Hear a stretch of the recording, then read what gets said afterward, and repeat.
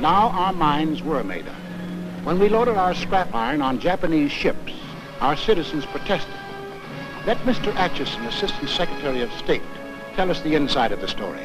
So until the middle of 1940, the restriction of exports to Japan took the form of moral embargoes of aeroplanes and direct munitions. Then Congress passed the Export Control Act, and increasing cutoffs of scrap iron, aviation gasoline, and other strategic items followed.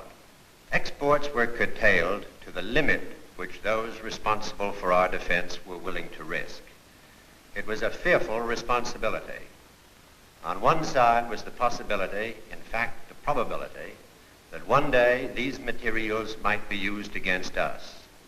On the other side was the possibility, in fact the probability, that to cut them off would provoke an attack which we were not then prepared to resist.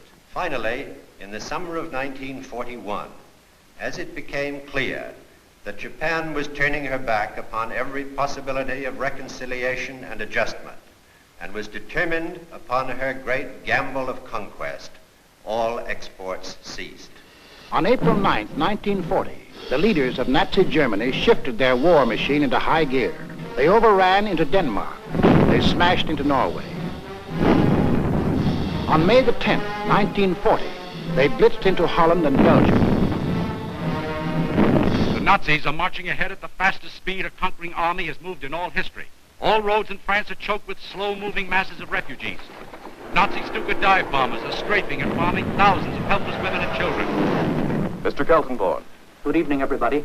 Tonight, it seems clearly apparent that the first great phase of the war in the West has been won by Germany. The army of French and British has made a valiant battle in its effort to retreat to Dunkirk, where there is some slight chance that some part of it can be evacuated. Adolf Hitler's mechanized forces are racing toward Paris as French resistance collapses. On this 10th day of June, 1940, the hand that held the dagger has struck it into the back of its neighbor. This is William L. Shirer speaking from the forest of Compiègne, where Adolf Hitler today is handing his armistice terms to France. It is 3:15 p.m. Adolf Hitler strides slowly toward the little clearing. I can see his face. It is grave, solemn, yet brimming with revenge. Off to one side is a large statue of Marshal Foch. Hitler does not appear to see it. Now we see the French walking down the avenue, led by General Hunsinger. Hitler and the other German leaders rise as the French enter. General Keitel reads the preamble to the German armistice terms. This whole ceremony is over in a quarter of an hour. The last time I saw Paris, her heart was warm and gay. I heard the laughter of her heart in every street cafe. The last time I saw Paris, the trees were dressed for spring, and lovers walked beneath those trees, and birds found songs to sing. I dodged the same old taxi cabs that I had dodged for years. The chorus of their squeaky horns was music to my ears. The last time I saw Paris, her heart was warm and gay. No matter how they changed her, I remember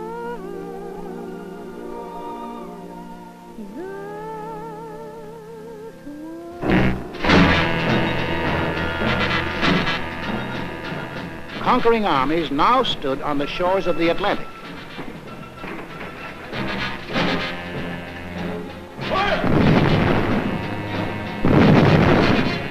The danger was suddenly close. Countries conquered by the Nazis had possessions outside of Europe. Some of these possessions are in America. Would the Nazis demand the French naval units at Martinique?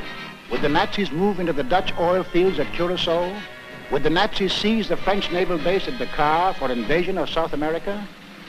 Already in Brazil, there were over 1 million Germans who lived exactly as they did in Germany. 1,200 German schools with Nazi textbooks and Nazi teachers. Nazi newspapers. Hermann Goering glider clubs had been established.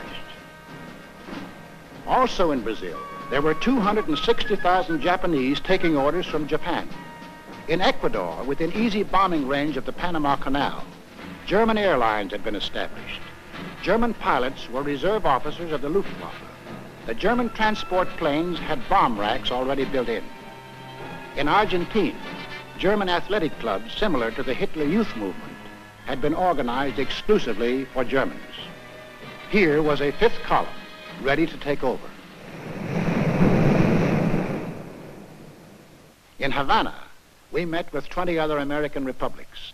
There must not be a shadow of a doubt anywhere as to the determination of the American nations not to permit the invasion of their hemisphere by the armed forces of any power or any possible combination of powers. 20 American nations stood firm. The Americas would not allow any European colony in this hemisphere to be transferred to a non-American power. We said, keep out. We meant it. We must increase production facilities for everything needed for the Army and Navy for national defense.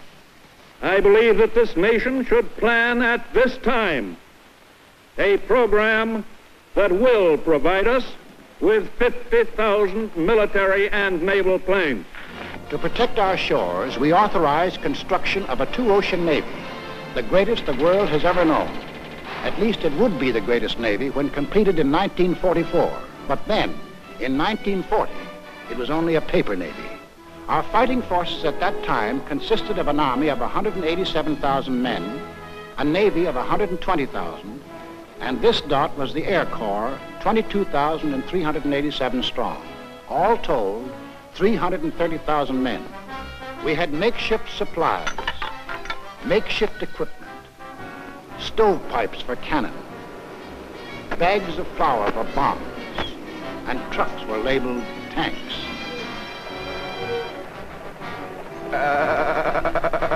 Our infantry had exactly 488 machine guns. We possessed 235 pieces of field artillery, 10 light and 18 medium tanks. That was the Army of the United States in May 1940, the month in which the Nazis overran France. So we called our Minutemen, the National Guards of the 48 states, and placed them into federal service. And most important, Congress passed the Selective Service Act. For the first time in our history, we began mobilizing an army while still at peace. The first number is serial number 158. This is the Army, Mr. Jones. No private room or telephone.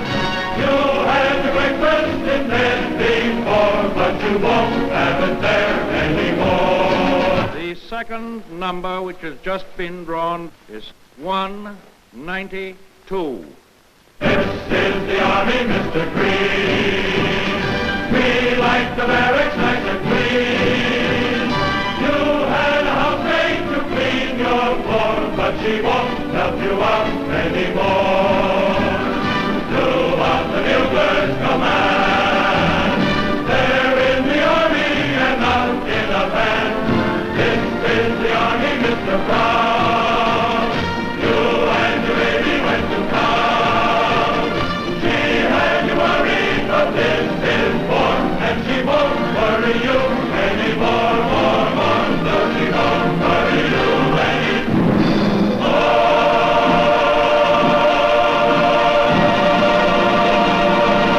It wasn't too soon. Time was running out. The Nazis had begun their shattering blitz on Britain. Hello, America. This is Edward Murrow speaking from London. There were more German planes over the coast of Britain today than at any time since the war began. Anti-aircraft guns were in action along the southeast coast today.